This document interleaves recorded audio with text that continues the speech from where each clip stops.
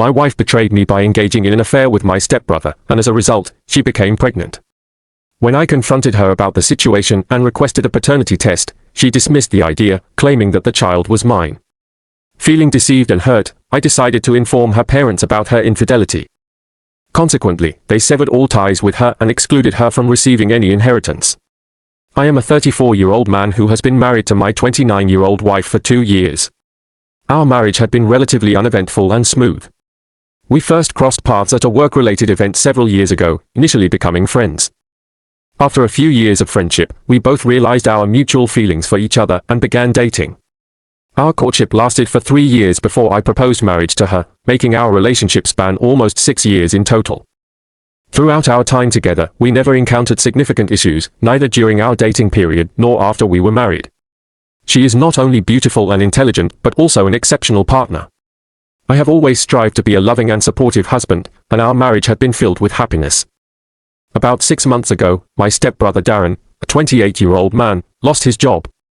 Instead of seeking new employment, he chose to take a break to travel and find himself. Darren has always been unpredictable and impulsive. It took considerable effort from my parents to persuade him to attend college and obtain a degree. He frequently comes up with wild ideas that require others to rein him in.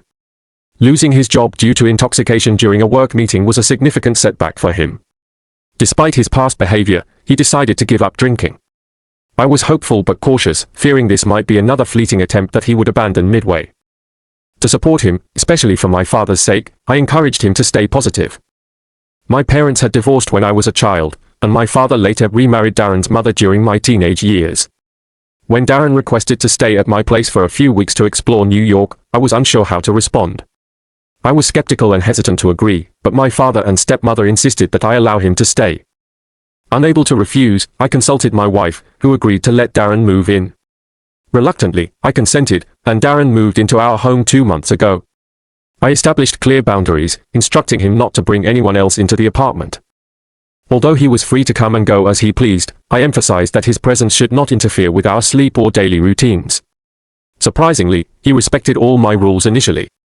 During the first few days, he often stayed out late, returning as late as 7 a.m., which disrupted my mornings as I was already up and preparing for work.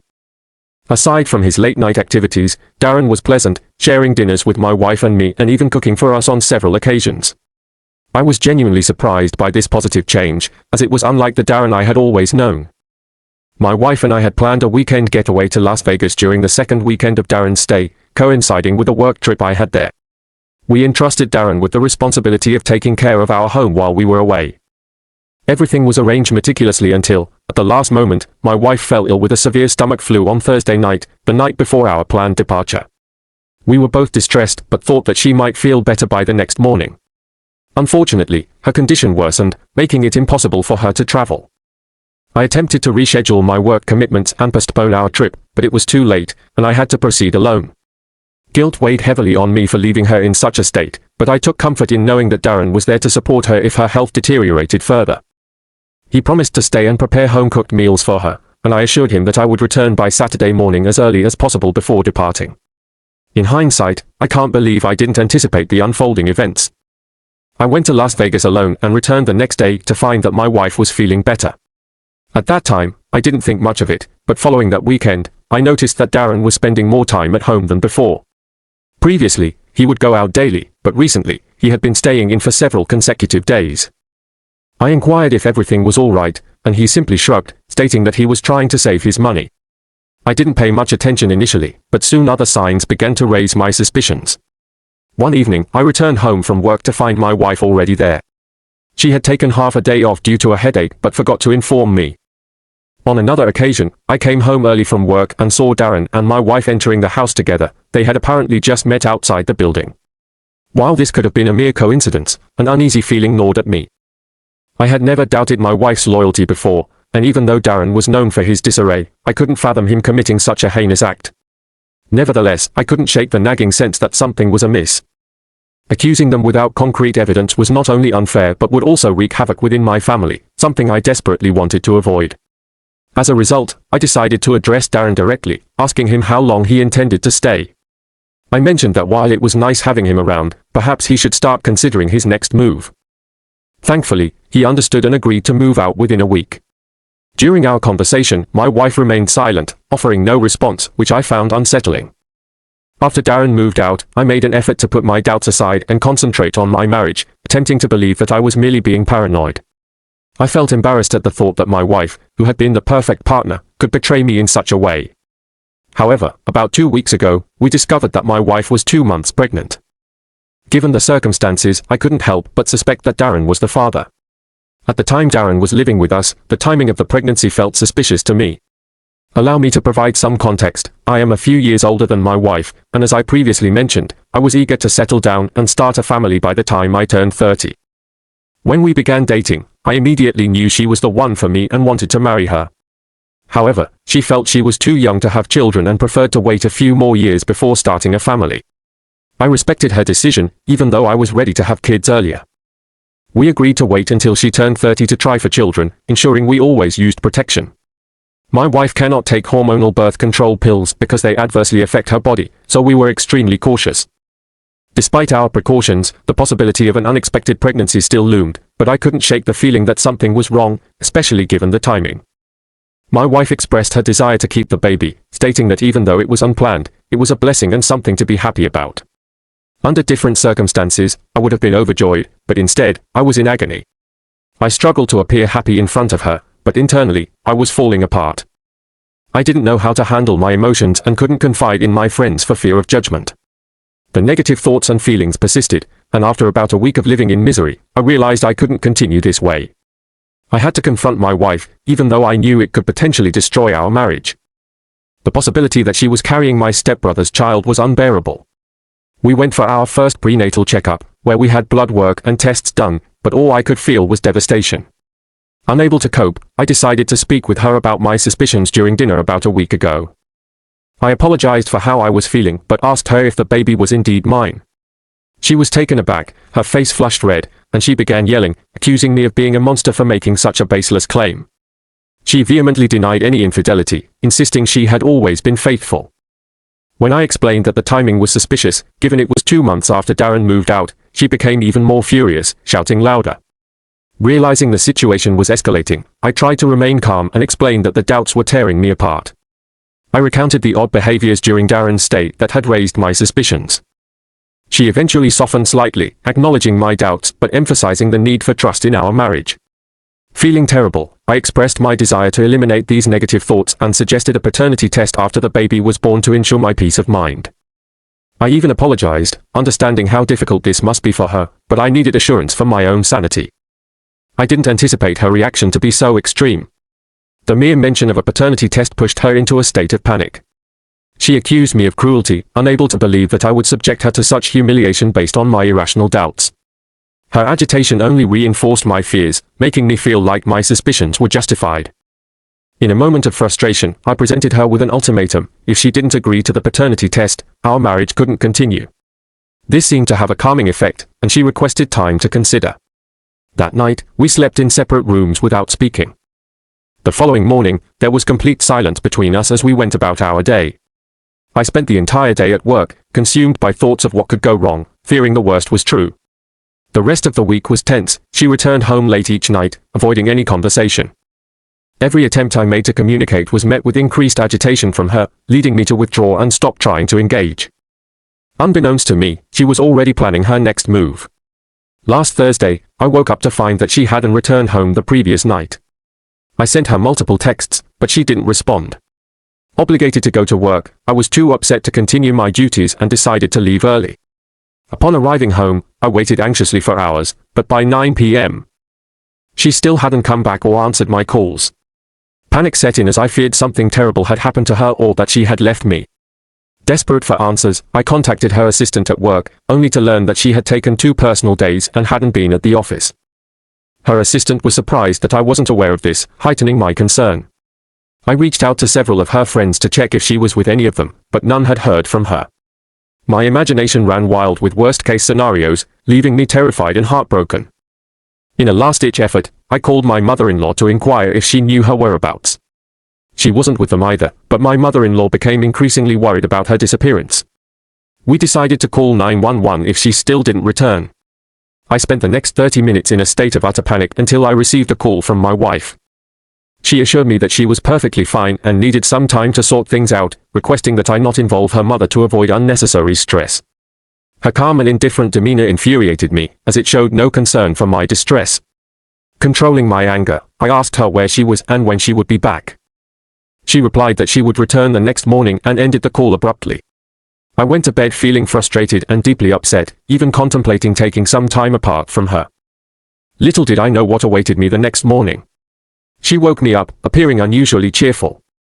When I questioned her about her whereabouts the previous day, she explained that she was addressing a problem. What she revealed next was beyond anything I could have imagined. After weeks of worrying and envisioning disastrous outcomes, she informed me that the pregnancy was causing her doubts about our marriage and leading her to consider an abortion to save our relationship. She looked me in the eyes and declared that by terminating the pregnancy, I had no reason to doubt her loyalty, allowing us to start fresh. I was utterly stunned, a feeling I had never experienced before. I asked if she was joking, but she insisted she was completely serious and hoped that I could now relax and dismiss my unfounded doubts. This was the breaking point for me. I stared at her for a few more moments before getting up and leaving the house. I feared that staying any longer would trigger a mental breakdown. She attempted to follow me, but I firmly told her to stay away to avoid any trouble.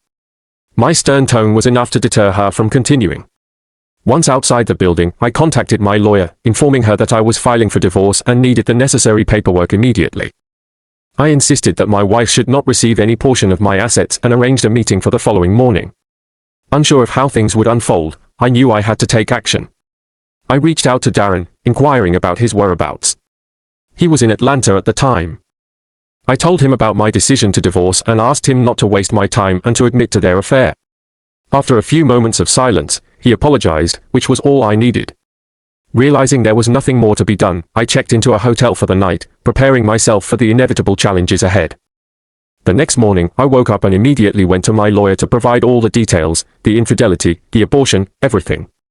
She advised me that obtaining a clean divorce without alimony would be difficult unless both parties reached a mutual agreement.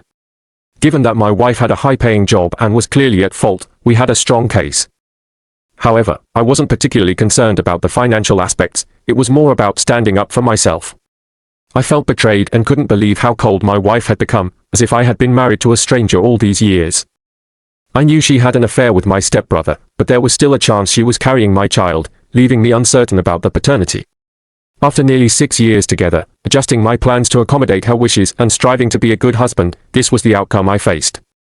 I contacted her assistant to check if she was at work and confirmed that she was. I asked her not to inform my wife about my actions, lying that I was planning a surprise for her. I then went home and packed as many of her belongings as possible into 3 suitcases, placing them in the hallway. The next step was to call a locksmith and change the locks, as I no longer wanted her in my home or to see her. I also packed some of my own items into an overnight bag and returned to my hotel to avoid being home when she returned. By the time everything was settled, it was almost 5 a.m., and I was both physically and mentally exhausted. Upon arriving at my hotel, I collapsed onto the bed and fell asleep. I woke up to my phone ringing. It was my wife, of course. I decided to give her the same silent treatment she had given me when she got the abortion without informing me. She kept calling me incessantly, accompanied by countless text messages that I chose not to read, as I had nothing to say to her. After about an hour of relentless calls, she finally stopped. I assumed she had given up, but then I received a text from Darren. He informed me that she had contacted him to ask if I had spoken to him. He told her that the relationship was over and that he knew everything, apologizing once again via text. I didn't respond, feeling indifferent to his apology, and was left contemplating my next steps. The next move I made was perhaps too extreme, driven by heartbreak and humiliation. I learned that my wife comes from a very conservative Southern family that adheres to traditional values and had been pressuring her to have children since we got married. I calmly explained everything, telling her that I was divorcing her daughter for betraying my trust. Her mother was horrified and refused to believe me initially. I shared that Darren had admitted to the affair and offered to provide the positive pregnancy test and medical reports from our first visit to substantiate my claims. I expected a strong reaction from my wife soon, and as anticipated, she began bombarding my phone with angry messages. After about an hour and a half of relentless calling, I answered her angered response. She accused me of ruining her life for no reason and claimed she had nowhere to go for the night. I ignored her attempts to provoke me, telling her she could check into any hotel she desired and not to bother me further. I informed her that she would be hearing from my lawyer soon and that all future communication would be handled through legal channels. I also mentioned that I would collect her belongings and have them delivered wherever she wished. She informed me that her parents were furious and no longer accepted her into their family, meaning she would never inherit anything from them. This was a shock, even to my in-laws. While I expected them to be upset, I didn't anticipate such a drastic reaction. I didn't mention any of this to my wife, instead telling her she should have considered the consequences before betraying me and that her parents' actions were irrelevant to me. She retorted that I was immature and petty for dragging her parents into our marital issues, resulting in her life being ruined with nowhere to turn. I responded by stating that I didn't care about her opinion, and she hung up on me. She continued to send a barrage of text messages, hurling insults and threatening to take all my money and make me regret my actions. Additionally, I received a call from my father-in-law, who expressed shame over his daughter's actions and apologized to me for what she had done. He stated that they were no longer willing to tolerate her behavior and hoped this situation would teach her a lesson. He requested the medical reports, which I willingly shared with him. Hours passed, and my wife kept texting me. I considered blocking her, but a persistent voice in the back of my mind nagged that I might have gone too far and should have kept everything between us. Despite this, I had no regrets about locking her out of my apartment and was resolute in my decision to divorce. However, I was aware of the severe impact it would have on her, especially being cut off from her parents. In an update, I want to express my gratitude to everyone who supported my actions and shared their own experiences, making me feel less isolated and easing my distress. Dealing with the divorce process has been incredibly challenging. My wife has been uncooperative, stubbornly resisting discussions about alimony. We attempted to reach a settlement outside of court to avoid the inevitable messiness of a trial, but she treated the situation as a blow to her ego, disregarding practical solutions. I am relieved that I foresaw the need to secure my apartment before she could access important documents like the ultrasound reports and the pregnancy test results. I also spoke with Darren about the entire ordeal. Although I am angry with him, he agreed to cooperate and even offered to testify if necessary. He has since cut off all contact with my wife, blocking her on every platform. His apology holds little significance for me, but at least he isn't exacerbating the situation like she did. Out of curiosity, I asked him for details about their affair. He confirmed that it began the weekend I traveled to Paris and continued while he was living there. They had met a few times even after he moved out. He claimed to have no knowledge of her pregnancy or abortion. Despite my anger towards him, I needed his cooperation should things escalate legally. I also realized that Darren's newfound consideration towards me was because he had been financially dependent on my father, whose savings were depleted. My father made it clear that Darren would be permanently cut off if he worsened the situation.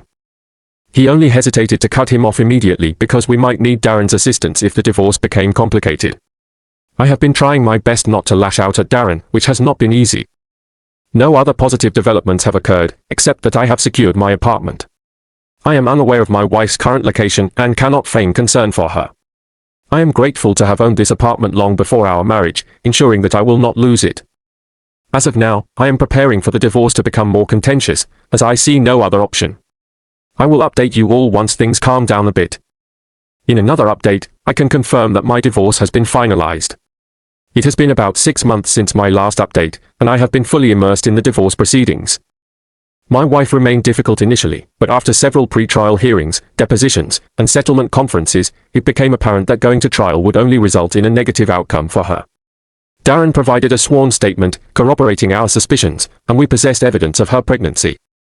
We also secured statements from our mutual acquaintances, which aligned with our narrative.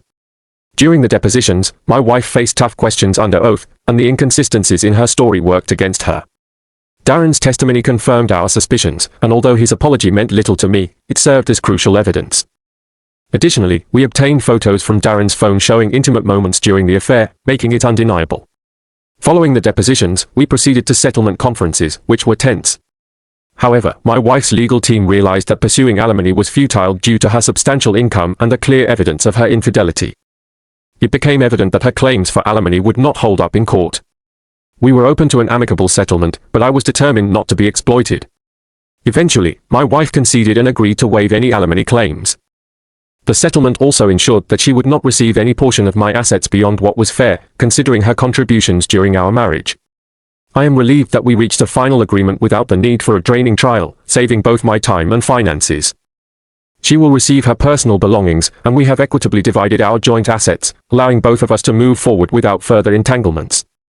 I am immensely relieved that this ordeal is over, but I can't help feeling that the entire experience, including the marriage, was a significant waste of my time. I cannot fathom how I invested so much effort and energy into a relationship that ended so disastrously, derailing my plans to start a family for someone who was willing to abandon everything for seemingly no reason. I appreciate all the support and advice I received during this difficult time. If anyone else is going through something similar, I encourage you to stay strong and rely on your support network. It does get better. In the latest update, I received a call from my father a few hours ago. He informed me that Darren and my ex-wife are once again involved with each other. I have not been in contact with either of them and was unaware that Darren had found a job in the city and moved here, which likely reignited their relationship. It seems she has forgotten all the hurtful things she said to him during our divorce. I feel utterly disgusted and betrayed, as if I have been made a fool of. My father mentioned that he has made it clear to both Darren and my stepmother that he no longer wants any association with Darren. It is comforting to have my father by my side during this time. That's all I have to share for now, and I hope not to hear anything more about this situation in the future. Therefore, I don't anticipate providing any further updates.